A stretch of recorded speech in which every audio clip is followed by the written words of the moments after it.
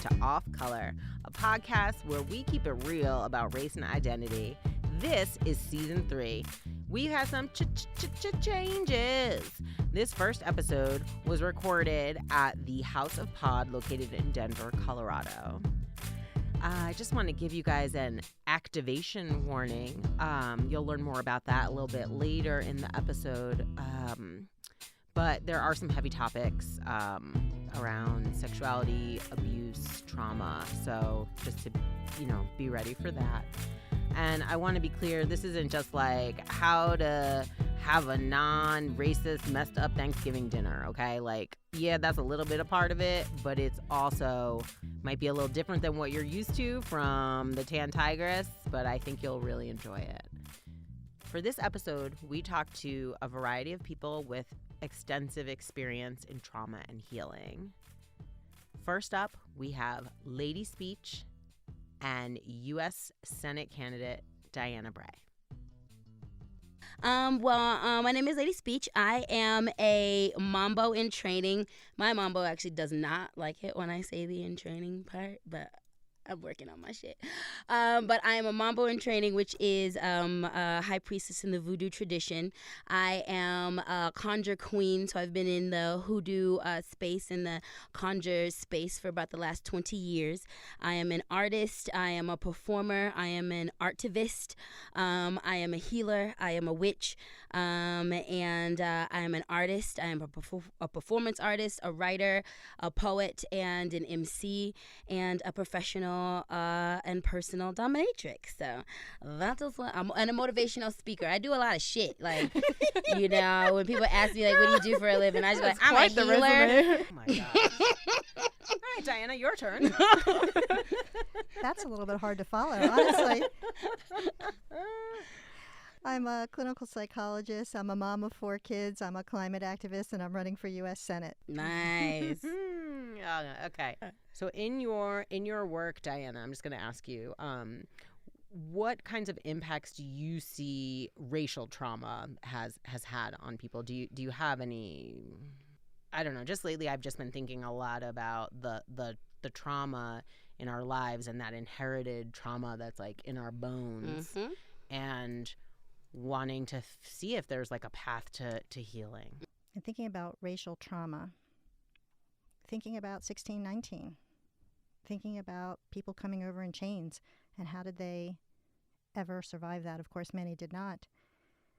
And the way in which that horrific terror and tragedy is internalized now in present African Americans here in this country, even though they are not experiencing that at this moment. The fact that there was horrific discrimination, and the fact that there continues to be discrimination. And I think that historical trauma is something that is transferred intergenerationally, and I think it exists now. But to say that we are in the worst time now is not acknowledging the truly worst times in our history.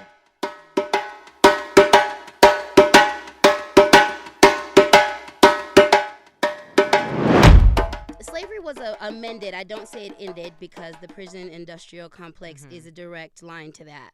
So slavery was amended about 150 years ago. Black people have been out of enslavement less time than we were enslaved.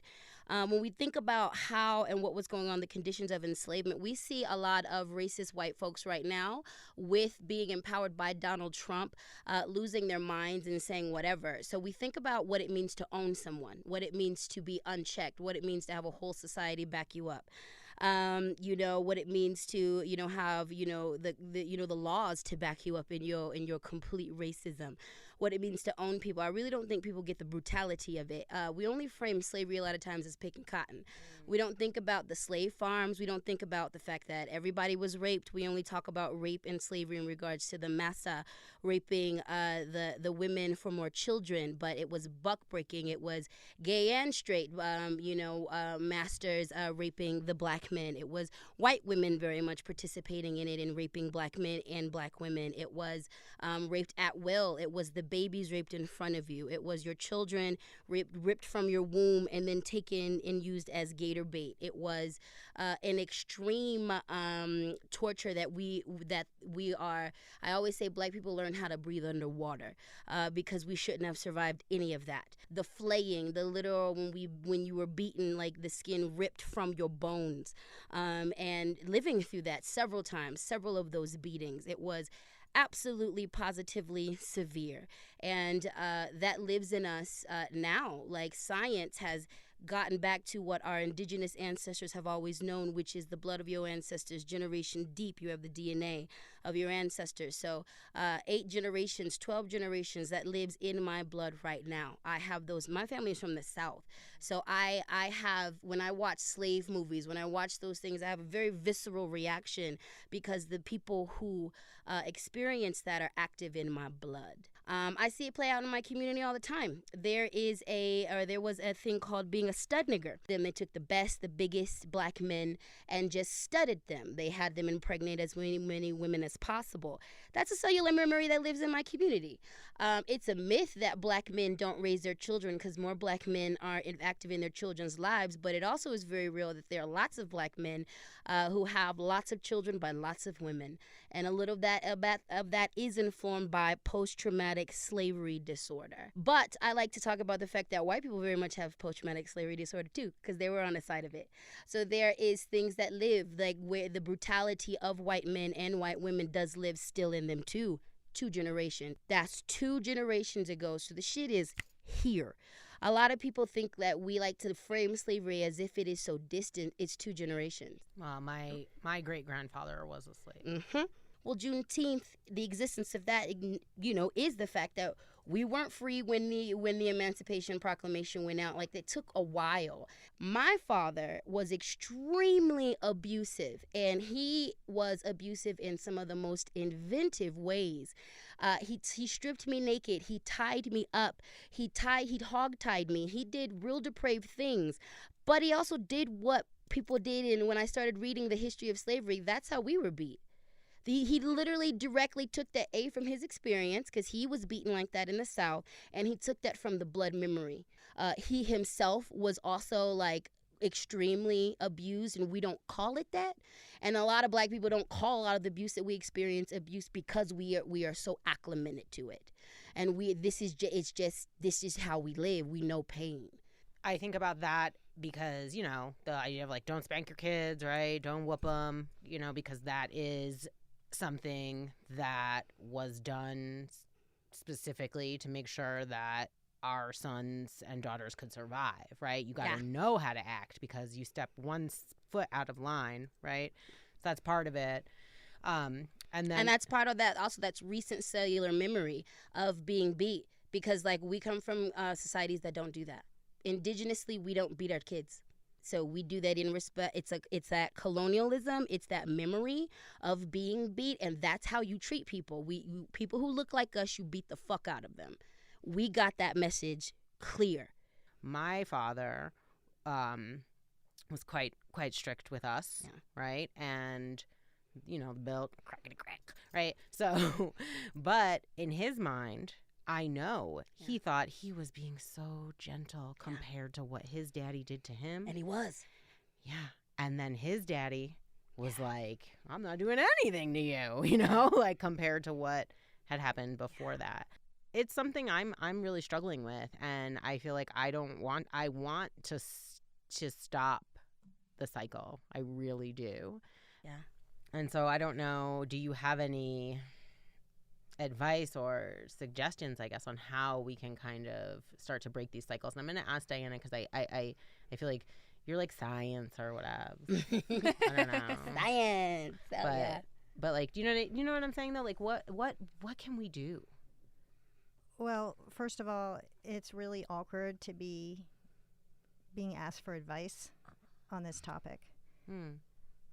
Really awkward. Well, that's where the growth happens.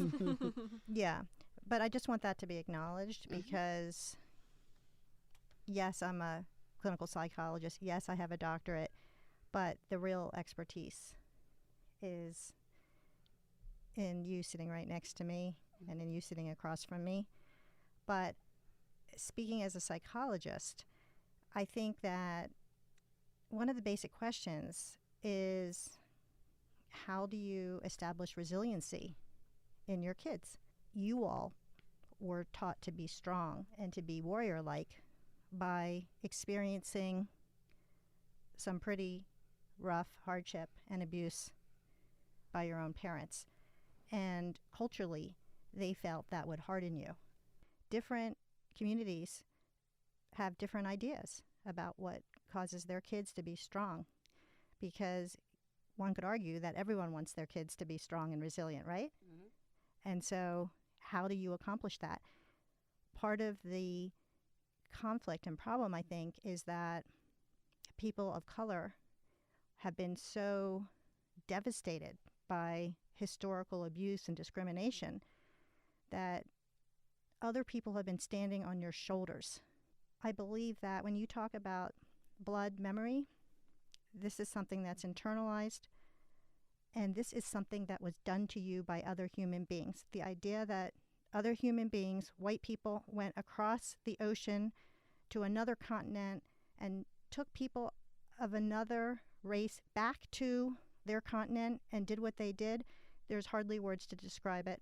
So the question is, how do you help your kids and your families be resilient in the face of this trauma, in the face of this fury, and the way in which much of our population does not acknowledge what was done is, I think, I wonder whether that's part of the trauma, the fact that it's not acknowledged, that there's no empathy or very little empathy for what was done. It's like a redoing of the crime. Yeah.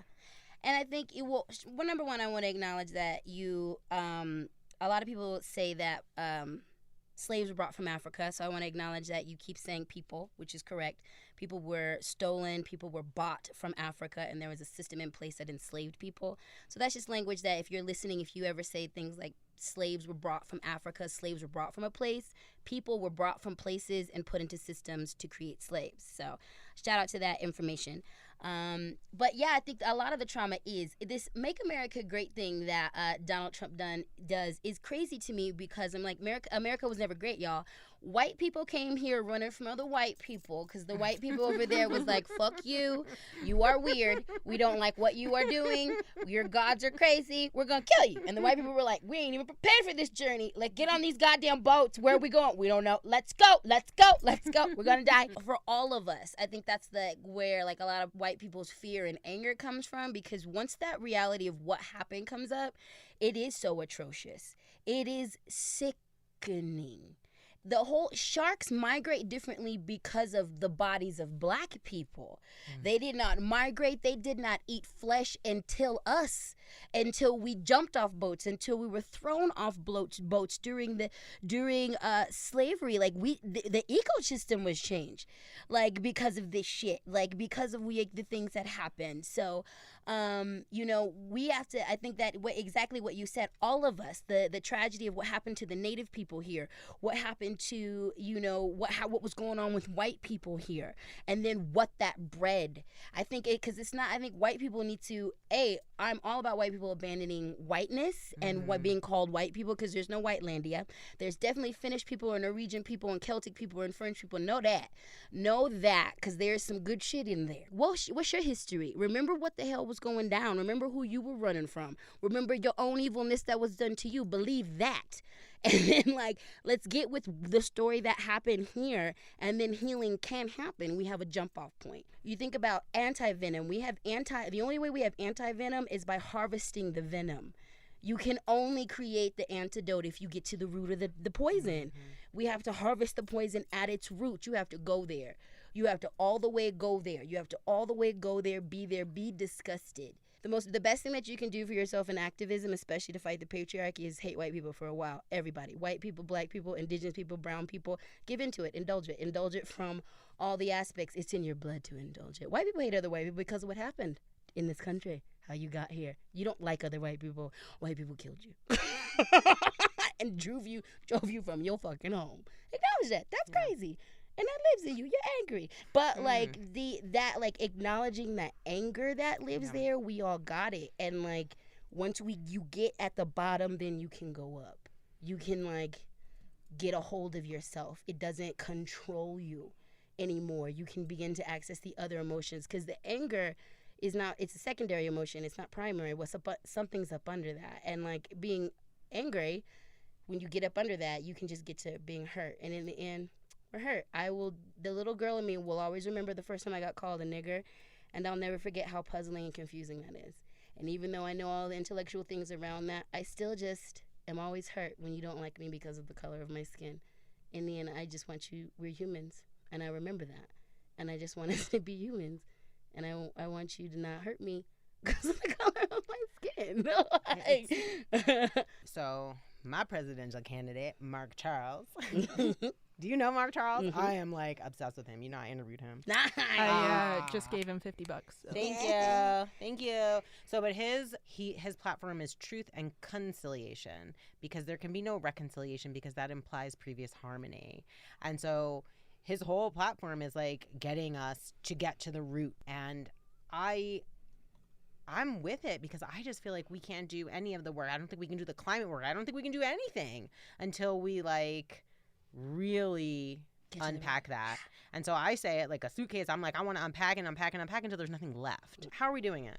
Are we doing it? Are we doing it now? I think center and healing, like really being revolutionary. We got to think about the fact that like after slavery, we hit the ground running. Nobody ever was like, oh, y'all want to talk about how crazy it was? I'm tired. That was wild. we never was like, can we just like have a cigarette? Yeah. None of that. No. None of that. So like doing these things, speaking to them at their root, having hard conversations with just each other. Mm-hmm. You know, white people having conversations with white people, brown people having conversations with brown people, black people having conversations with black people, the hard conversations, the real conversations, and then having those conversations together. Centering healing, like for real healing, and not frou-frou la-la healing. Like, yeah, bath bombs and like massages are definitely a part of that, but also like therapy and you know, attending to your mental health and resting when you can. Centering healing as much as we can, and also relying on each other, like, you know, village, like caring for each other, you know, because some of that healing, we have to really think about the fact that sometimes like some of that healing means like, and this is revolutionary as fuck, but sometimes someone can't work for 2 or 3 years and we have to support them, and we're not built like that anymore. Trauma is basically a drug. Yeah. I say that all the time, you know.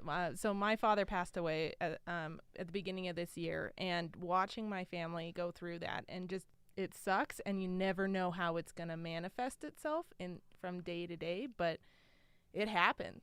Yeah. And it is so bizarre. It's crazy. It's crazy. Yeah. I think also that part of the healing has to do with really hard work that has to be done alone. Everyone has the child that they were inside of them, even when they're my age and older. And so much of the healing has to be an acknowledgement of the deep hurt and pain that you have experienced, and that the conciliation or the work that needs to be done, I believe, has to do with teaching people and helping them find others who will be connected to them in really meaningful ways. Yeah. So that you're not holding all of that by yourself. Yep. That you're not all alone. But there's so little empathy, and also speaking to what you were talking about before, about the people who came over here, the white people who came over, they were victims in their own countries, and they were so disenfranchised, they crossed the Atlantic Ocean. But why is it that victims so quickly become people of privilege, and that the people of privilege then don't remember their victimhood? Oh, you better talk about that. And that's what I see, that people who are in places of privilege have no emotional memory of what it was like to be a victim, because I think they want to throw it off. Yeah. Because it's so horrific. Yeah. To be a victim, they need to throw it off in order to survive. Yeah.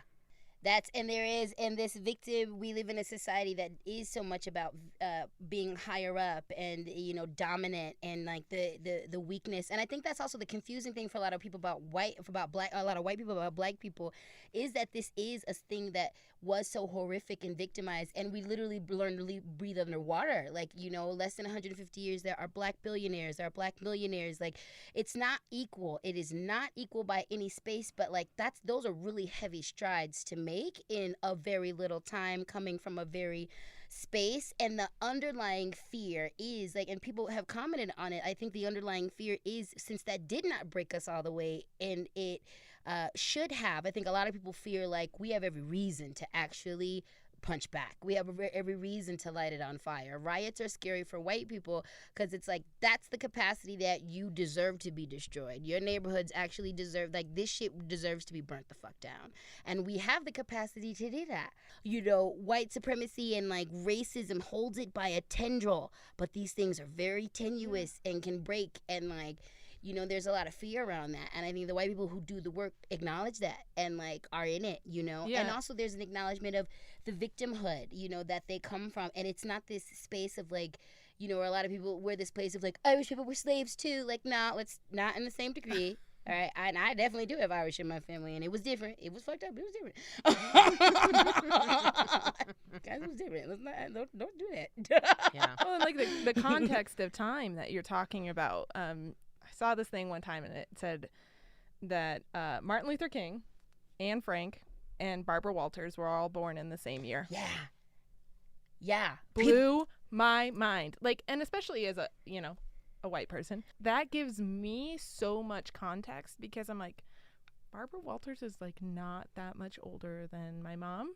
So to just think of like all the things that had happened in her lifetime that they're grappling with, that generation grappled with. So for them to turn around and look at us and be like, y'all don't even know like how much we've had to turn and face and try and heal, and like there has been progress, and we're like, no, we're nowhere near progress as a younger generation because we didn't see everything that they went through. But well, and that's something too, like I feel like, because my father is almost 90 around. I mean, but he, you know, for him it's like things are good now. Yeah.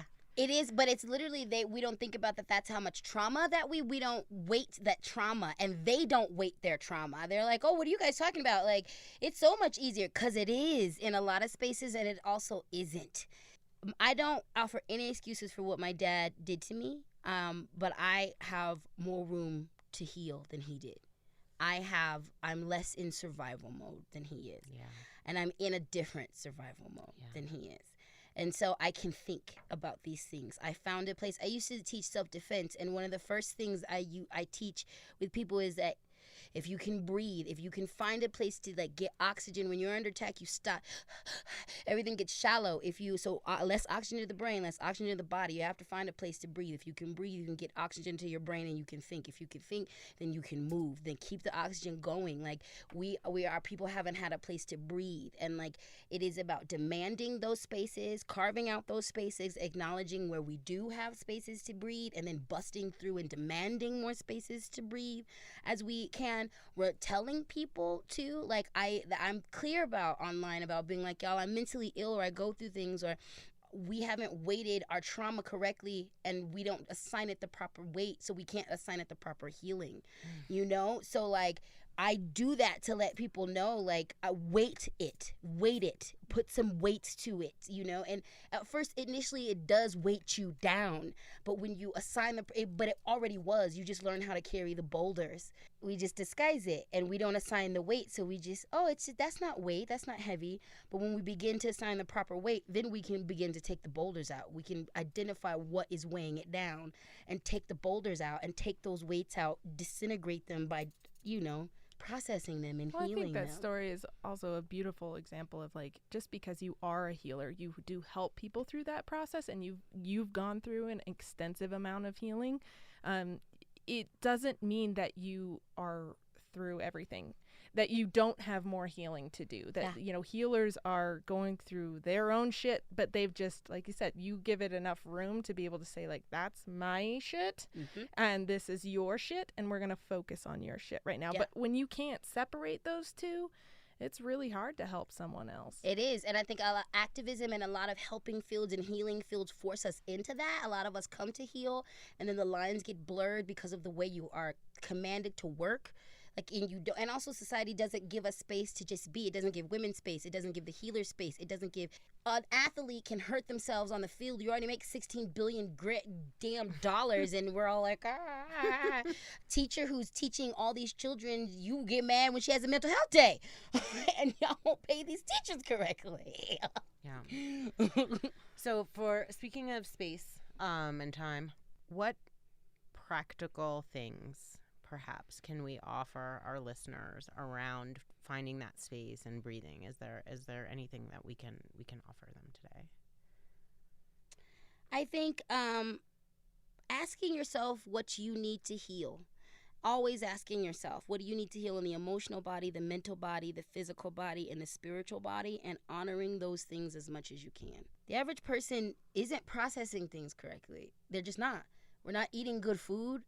We're not, half the water in America is tainted. We think about Flint, but there's a lot of things that are interfering with, our health. So as much as you can demand and make space for your healing and ask yourself, even if it's little ways, honor it. Honor one thing a week, one thing a day, and just go from there. And then you begin to make those spaces. And it is retraining ourselves and other people to make spaces, to breathe. Like being like, no, I need a place to, because indigenously we did that. There was a reason why we community did it, because sometimes you saw your sister coming out the hut and you're like, ooh, girl, you look crazy. Give me the baby. I think that the way that healing can happen is by acknowledging what it is you're experiencing, honestly. Yeah. Not trying to be someone other than who you are, but experiencing and acknowledging the pain, the loss, the hurt, so that you can move forward in finding new ways of engagement, seeking out those people who you can enjoy and engage with in a healthy way, and not feeling like you have to repeat what was done to you that was so painful and so abusive. And I really like this quote that is by Ernest Hemingway in A Farewell to Arms. And he said, "The world breaks everyone, and afterward many are strong at the broken places. But those who will not break, it kills. It kills the very good and the very gentle and the very brave impartially.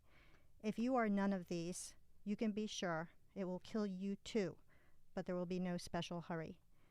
So none of us can be immune from pain and danger, but we all have to find ways to be resilient. Yeah. And I think that starts with honesty about what you yourself are experiencing in your world and what was historically transferred to you generationally from your ancestors. Man, we got hella trauma up in here. What I want to know is how we're going to get some healing. And that's where our next two guests really get into it. I'd love to just welcome two beautiful creatures, Sam and Lisa. Tell us about yourselves. Okay. Hi. I guess because I'm from out of town, I get to go first. My name is Samuel Gonzalez. Yes, that's right. I identify as gender resistant, so I don't really care for any of the binary stuff and any of the pronouns. And I will answer to whatever pronoun is thrown at me. I'm a co-founder, co-lead with Sweet Livity. That's sweetlivity.com.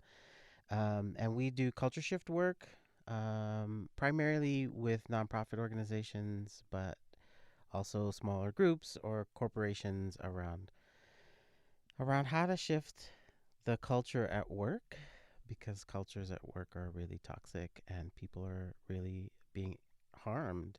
And so we're trying to shift that. But also at the forefront of that is centering Black folks, centering marginalized communities, the voices that aren't heard, or invisibilized. So And everything we do is with a healing focus. You can't do a strategic plan if your people are out sick. So making sure that the staff, and if you have a member base, that they're whole, that they're able to manage their stress and trauma. That's just a little bit. Okay, thank you. Yeah. Excuse me, I'm Lisa, Dr. V. That's usually what people call me because it's easier than Vallejos.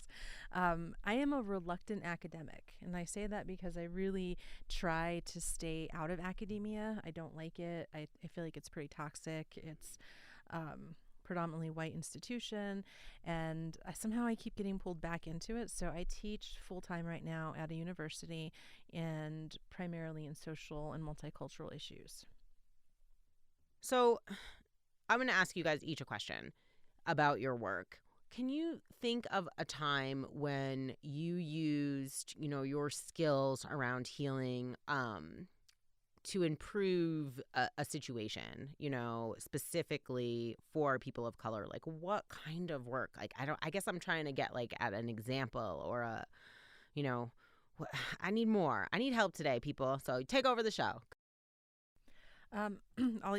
Personal example, I spoke at a conference a few years ago, academia again, and gave voice to the fact that racism and experiencing racism has physical impact, that it raises our blood pressure, and that we have all of these tangible physical responses.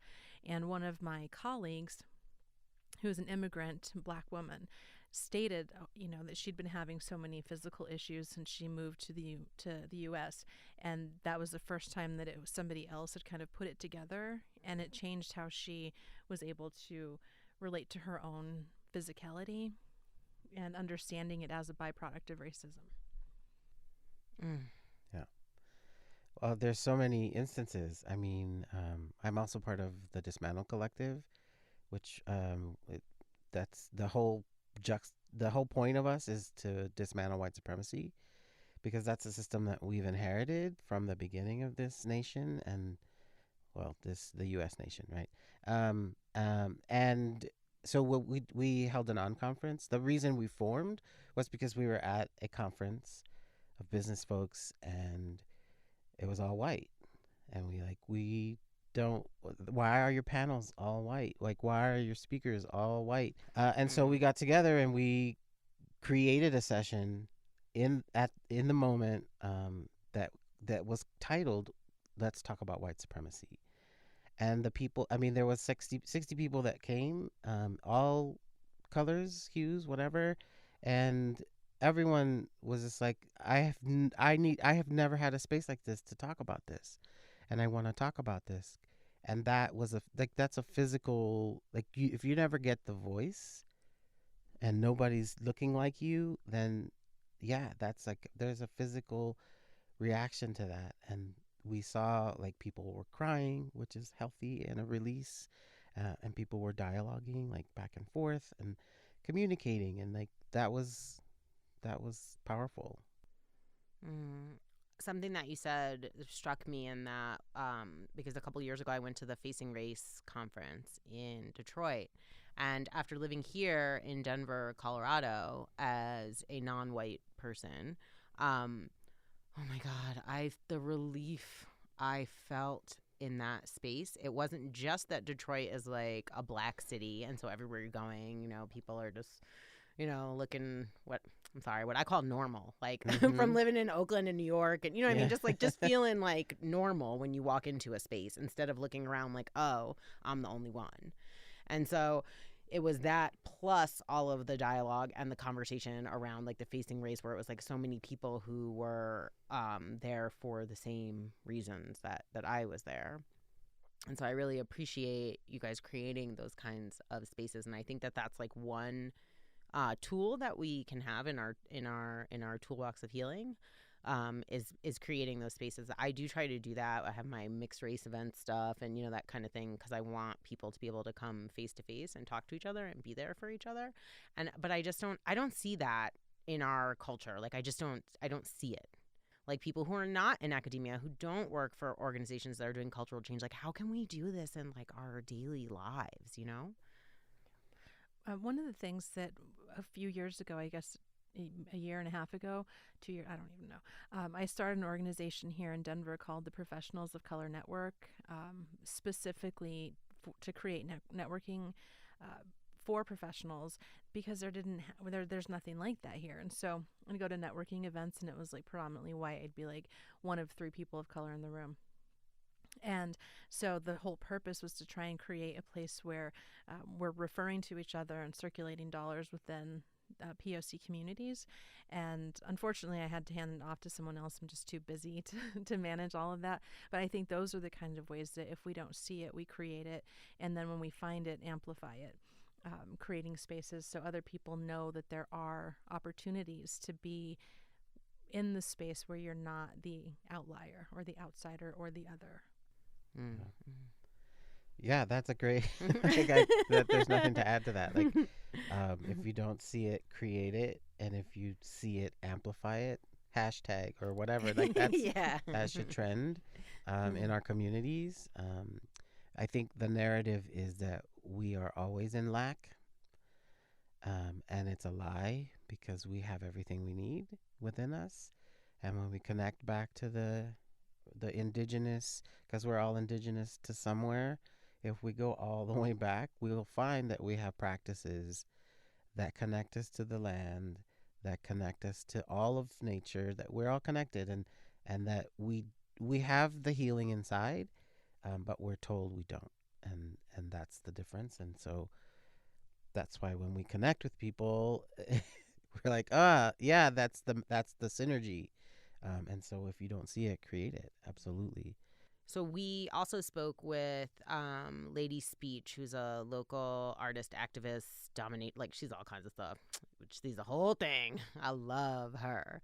And a Senate candidate who's also a clinical psychologist, Diana Bray. But we were talking about, the reasons that people hurt other people, right? Like hurt people.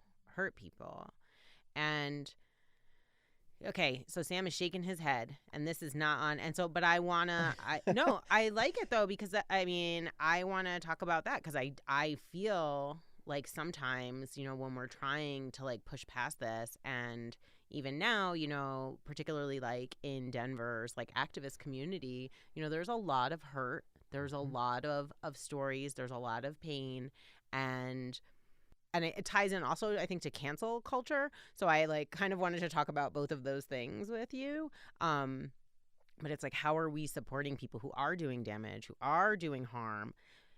And it's because they too have been harmed so many times, right? And in a simple example of is we see it in our interpersonal relationships all the time, right? Like where the people we love we're nastiest to them because we know they're gonna love us regardless, right? Well, I have a very strong reaction to the statement that hurt people hurt people. People hurt people, and hurt people don't get like the pass to just be like, yeah, because you're hurt, you can hurt somebody else. That's not how it works, and there's no accountability around that. I am a hurt person, and so the fact is, so I was just at a conference this week, and Anita Sanchez, I'm not sure if y'all know who that is, but you should look her up. She has a book. It's on Audible. I know we're counter Audible, but they could also sponsor you, maybe. Anyway, one of the things she said was, you get to get up every morning and decide whether you will be good medicine or bad medicine. Mm-hmm. And that's not just every morning. That's like every decision you make in the day. Am I going to be good medicine or am I going to be bad medicine? And I have to choose. Like, if I know that I'm going to be bad medicine, I'm going to be on the phone and say, Rebecca, I can't make it. I'm not in a good space, and it's not going to be really good for you if I'm there. Mm-hmm. So things like that, like you have to take accountability for yourself. And then when people tell you, hey, are you okay? That's like an opportunity for you to say, you know what? Yeah, I need to check myself. Because you don't get to hurt people just because you're hurt. We have to break that cycle. Yeah.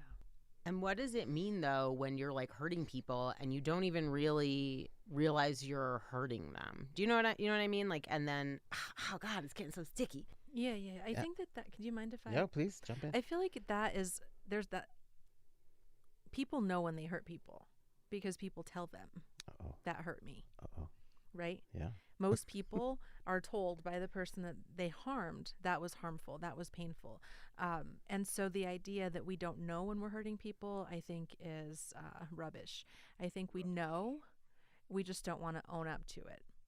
You know, if I hear certain times, if I hear like, Dr. V, you're really being kind of salty right now, if I hear that, I'm going to pause and be like, am I? Okay, let me see what this is about, not just be like, oh, that's your issue. And so again, it comes back to taking personal responsibility. And if you keep hearing the same feedback, or if people keep having the same experiences, then there's something to look at and to take responsibility for and heal. And I think that plays into the systems of abuse that we have in our communities, not just in our communities, right? We've inherited some of that, but that gaslighting, like when I know that I've hurt you and you're like, but you just did this. And I'm like, what? You're just really being emotional. Or like, no, that really didn't happen that way. I didn't mean that. Like all of those things are emotional abuse. And nobody wants to term that because they want to say hurt people or like, yeah, it's like that's a form of abuse when you tell me that my reality that I just experienced is not real. And that's got to stop. Now, with your mental health brains and your kind natures, I'm going to go ahead and put myself on the couch. Here we Uh-oh. go. Mm-hmm. Look out. So I think that a lot of times, like I'm married. I'll put my business out in these streets. Oh, snap. Okay. but it's like sometimes my husband will be like, I'm not mad at you. Like, he's like, I didn't say that. Or like, you know what I mean? Like, or I'm not. A feeling or the way I'm reacting to it is like disproportionate, or you know, and I think about that, but I don't know, like, how do you control, I guess, like your reactions to things like that, or try to hear like the truth in it. Like if he doesn't put water in my humidifier, I see it as I'm mad at you. You didn't put water in my humidifier last night. You always put water in my humidifier, and then you didn't, and now my nose is all dried out, and it's because you're mad at me for something. Wow. Okay. I mean, there's so much, right? Yeah. There's so much there. It's like, welcome to humanity. No, I feel like there's just a certain element of recognizing like our own stuff, like what is mine and what is somebody else's. And when I know what's my stuff and I know my hot buttons, I know my triggers, I know me, I've spent countless hours studying myself, so I know what's my stuff. And I think that's what we're talking about here, is that's probably your stuff, right? That's probably you feeling like I read you as not doing this, as you not loving me, and like, you know, based on things in your life that have happened. And it's fine to just, when we start to recognize that, and then we're able to say like, oh, okay, I'm being activated here. And so I need to pause and not respond out of that activation. I love that you said activation as opposed to trigger. Yeah, I don't like Yay, I don't either. I Thank like you. that. I Yeah. feel like we're New giving word. new word. Yeah. I Yeah, feel I do. activated. Yeah, Okay. and that's Yeah. how, and that's where it was Viktor Frankl, who's a psychiatrist, that said this, that in that space between stimulus and response, we have a moment where we get to choose.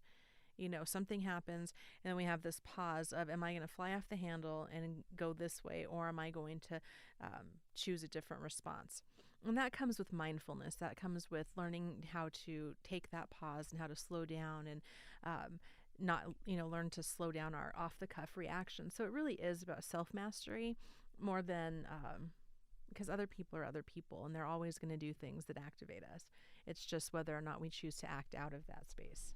So when you say that, I'm thinking about in terms of racial aggressions or microaggressions, macroaggressions, all of those things like that really struck me when you said in that moment, because I, at least, and I'm sure, so we've all had this experience, right? Where something happens in the workplace or some kind of interaction, and you're like, you just that feeling, and you can't even like describe it, like I don't even know what to call it. I don't know how to explain it to like non-people of color. Like it's just that moment.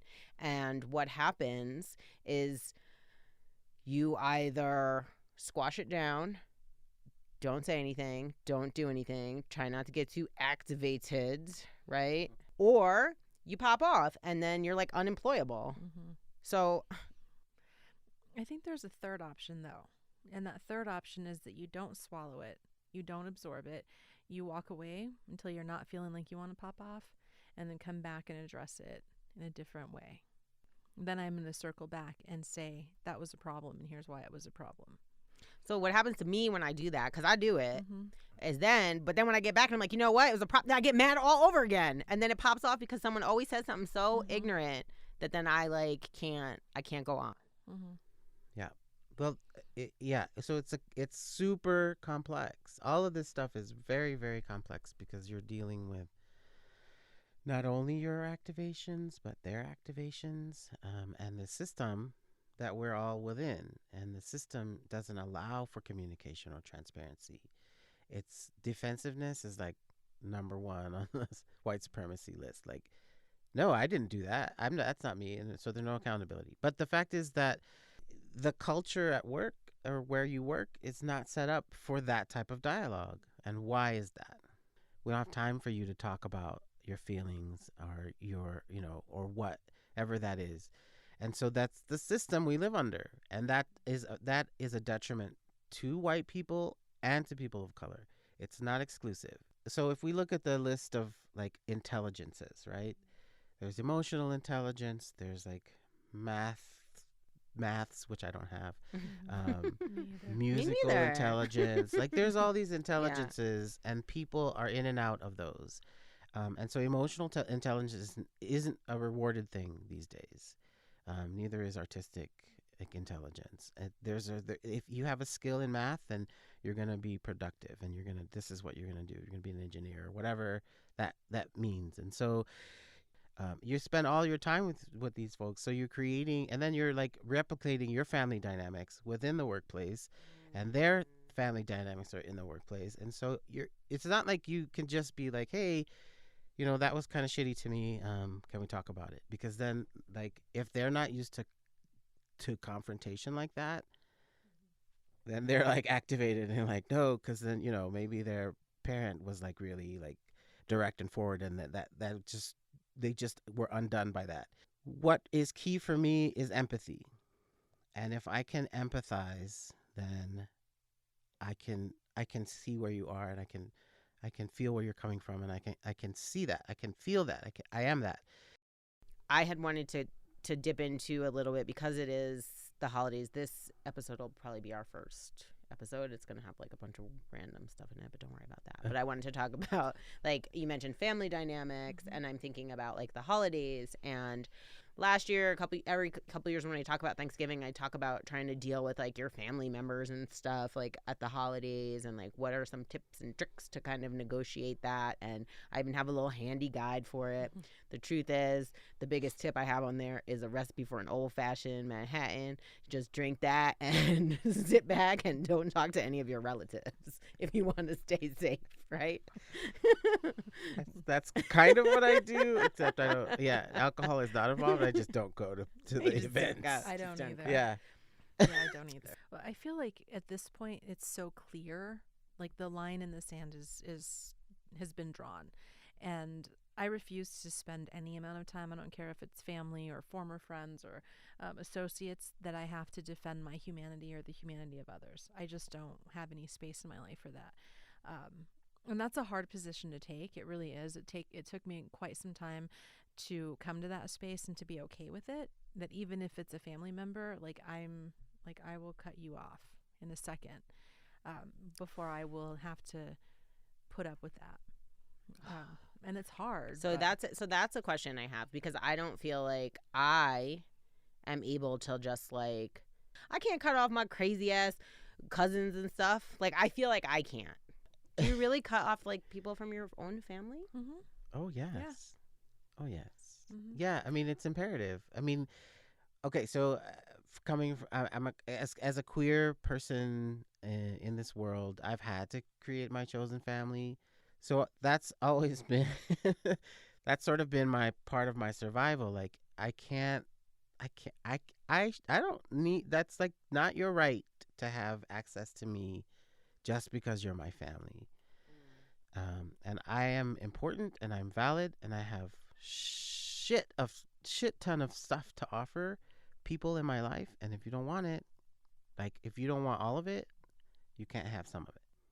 And a lot of times, sometimes they come around and they get it and then like they change. But it's about boundaries, really. I think for me, what really shifted it for me was having kids. That I didn't want my kids growing up in an environment that was as toxic as my family of origin is. And I realized that being a part of that and going along with that was teaching them that it was okay to be around people who were emotionally abusive or who did all the things that I hated when I experienced growing up, and I didn't want them to grow up that way. I didn't want them growing up like me. When I was like 18, I went to therapy again when I started college, and I guess I was 17 and had to unpack like my entire childhood. And I was like, I don't want that for them.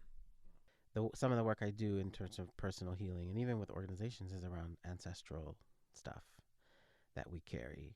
But when I think about healing for myself, I am healing them while I heal myself and I heal the future. And every step of the way, it's like there's the voice of the ancestors saying, thank you for not continuing the cycle that we were part of or that we even sometimes perpetuated.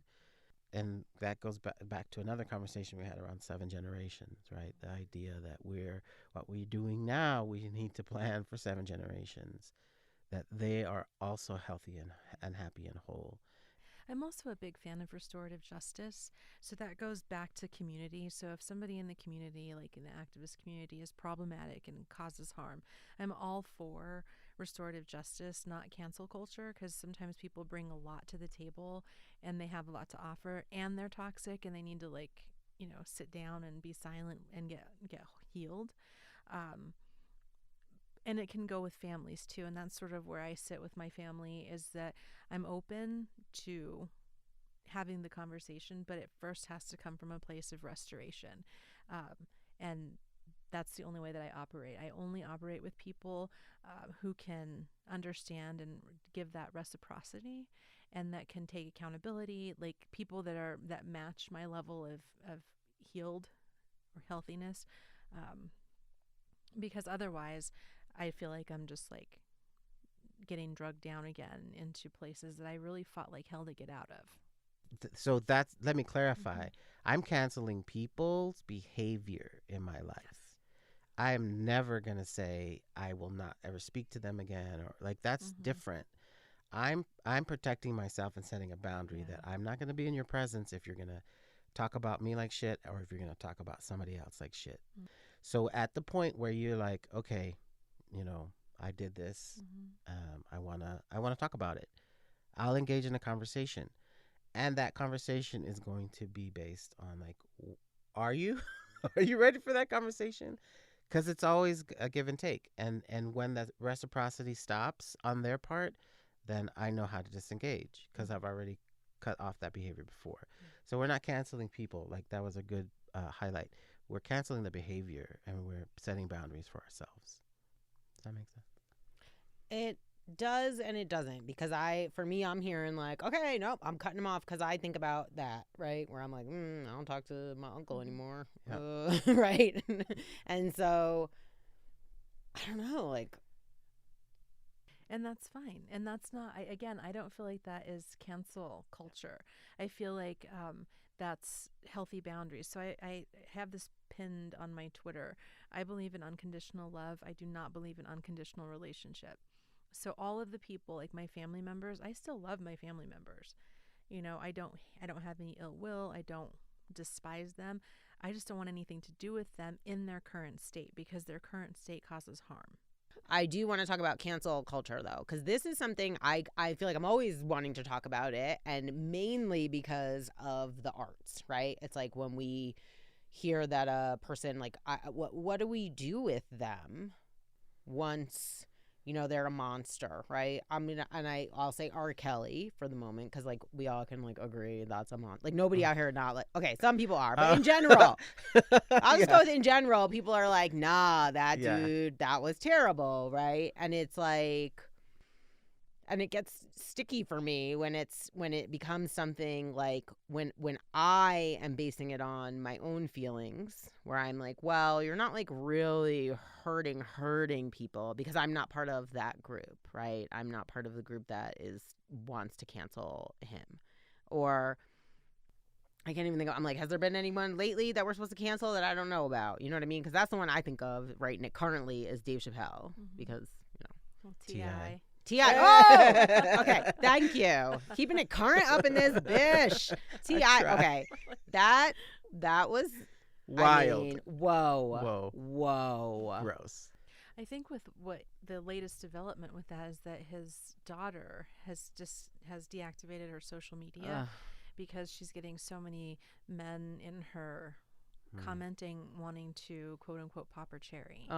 And so he inadvertently he exposed her to violence and harm, and really toxic behavior. So that I find, again, just egregious. It's just horrifying that somebody would do that and then talk about it and think it's okay. But he's been toxic for a long time. Okay. Okay. So for me, it's different with a family member that you actually fucking communicate with than a celebrity. A celebrity, me canceling a celebrity is not cancel. I have no effect. If we do it as a community, there's an effect on the celebrity part of that person, but not directly. Like, none of us like sit at tea with T.I. Like, there's no, but it's a difference. Like we do as a consumer base have the right to say, nah, that message is not going to be supported in your music or anything else. Boom. But you as a person, if you want to learn and if you want to educate yourself, I mean, I don't have any access to T.I., but there are people who do, who might be able to change him. And so I like to term it as, because I'm a church boy or was a church boy, that is not my ministry. I don't have a ministry for T.I., right? And I don't have a ministry for a lot of things. So there's things that I can cancel because I only have so much energy left in this life. Right. And so I choose who I want to spend that on. And so I'm pretty confident that T.I. is going to be okay with or without me. Yeah. I feel like it's more about not funneling money toward that person anymore. So like not buying music, not watching shows, not amplifying their voice anymore is how I view cancel culture. Not so much like that people can grow. Even T.I. could grow and he can heal and, you know, do better in the future. So I'm not one to just want to throw people out. I think people can be redeemed. It's not my ministry either. And so it's like I don't have any skin in that game.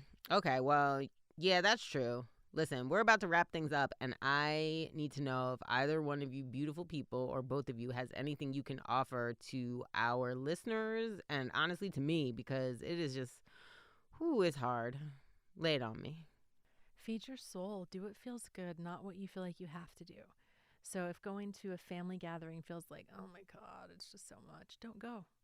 Yeah, do what feels nourishing, not what you feel obligated to do. I have a practice, and I picked it up off of YouTube. Woot woot. So there's the sense that we all have a 5-year-old self, right? And then there's a 7-year-old self and a teen self. And all of these selves have a different desire. And so the 5-year-old, basically all they want is love. That's all they wanted. And so anytime I'm not feeling loved, I can go back and have a conversation with that 5-year-old self and say, I love you. There are people that love you. And the 7-year-old self, they just want to be seen. They just want to be heard. Like, at a lot of times, the 7-year-old is like, okay, yeah, whatever. Yeah, you know, because they're like curious and they're learning all these things and nobody's listening. And so they just want to be seen. And so when I don't feel seen, then I'll go back to the 7-year-old. And literally I'll have dialogue with these themselves. And it's super, super healing because not everybody has they don't have the power within to say, I'm not going to go to do something that I don't feel obligated, because I feel obligated. My family is really obligating me. And so if you're in that environment and you have nowhere else to go, then the invitation is to go to the restroom as frequently as, drink a lot of water or whatever. So you go and take like 5 seconds or 2 minutes to talk to yourself, to talk to your kid self. What is it that they needed? What do you need in the moment? And just sort of try to identify that and try to get that within the context that you're in, because we can't all get away, and that's sad. I'm so glad that you said that, because in my family, we have a little saying is that, well, they're family and you can't change that. We also sometimes say, I will love her from afar. I hope that if you're listening to this, if you've somehow wandered into this corner of the internet, that you can know you're not alone, and that this is the stress, the feelings. It's like so much bigger than just us.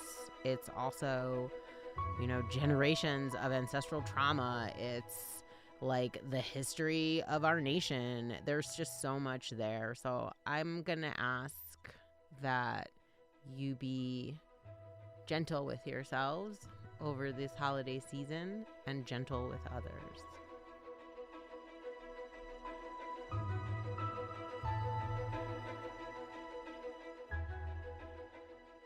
Off Color Podcast is a Tan Tigress production. Check out our other projects at tantigress.com. This episode was recorded at the House of Pod in Denver, Colorado. Editing and production by Janice Motzko. And me, the Tan Tigress. Follow us on Twitter, bitches. Off Color Pod. Later.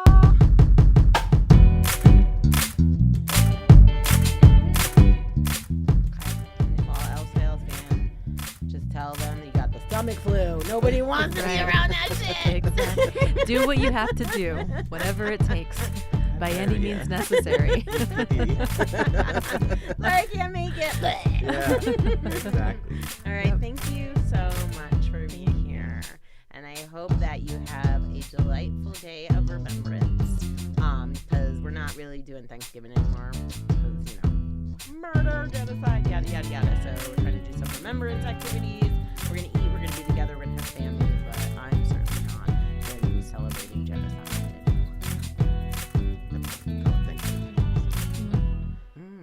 I call it Spanksgiving, but that's because I'm part of Spank. because I like Yeah. all right, fantastic. And cut.